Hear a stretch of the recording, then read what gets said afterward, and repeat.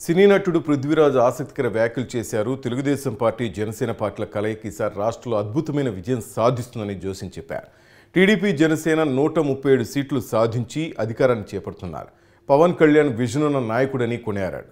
ఒక స్ఫూర్తితో ఒక లక్ష్యంతో రాష్ట్ర అభివృద్ధి కోసం నడుముగించిన నాయకుడు పవన్ కళ్యాణ్ అని సినీ నటుడు పృథ్వీరాజ్ అంటున్నారు.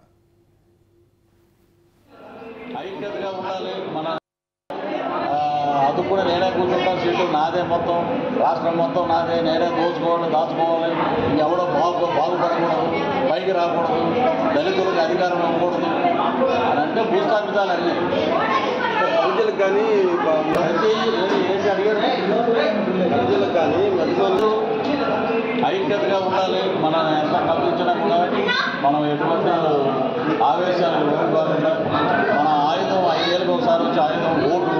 ఆ ఓటు ద్వారా బలికల ఐక్యత అనేది ఈసారి బలికల ఐక్యత చాలా గట్టిగా ఉంటుంది, వర్గీకరణ చాలా అద్భుతంగా ఉంటుంది. రాష్ట్రాలు కూడా దరిద్రం పోతుంది, మంచి అద్భుతమైన పరిపాలన. మీరు ఎక్కడి నుంచి పోటీ చేస్తారు? పోటీ చేయమంటే ఎక్కడి నుంచైనా నిలబడతారు.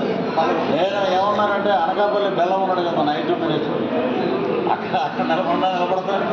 లేకపోతే శ్యాంబాబు నా క్యారెక్టర్ ఇచ్చాడని ఏడ్చాడు కదా, అంబాటి రాంబాబు.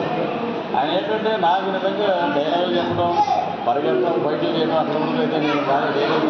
డ్యాన్స్ ఆయన చేసినట్టు నాకు రాదు. రేపు పొద్దున ఆయన ఏదైనా జబర్దస్త్ ప్రోగ్రామ్ కానీ పనికొస్తాడు. సో ఎప్పుడూ వాళ్ళ మీద పడి ఏడవడం తప్ప. ఇప్పుడు వైఎస్ఆర్సీపీ రోజా గారు గుడ్ మార్నింగ్ కొత్తగా చెప్పింది, ఇలా అంది. మా నాయకుడు వైజాగ్ వెళ్ళినప్పుడు ఇలా అంది, అది అసభ్యం కాదు. దాడి సత్యనారాయణ గారు మాట్లాడిన దాన్ని మేము ఖండిస్తాం. ఒక పార్టీలకు అతీతంగా ఒక మహిళ మీద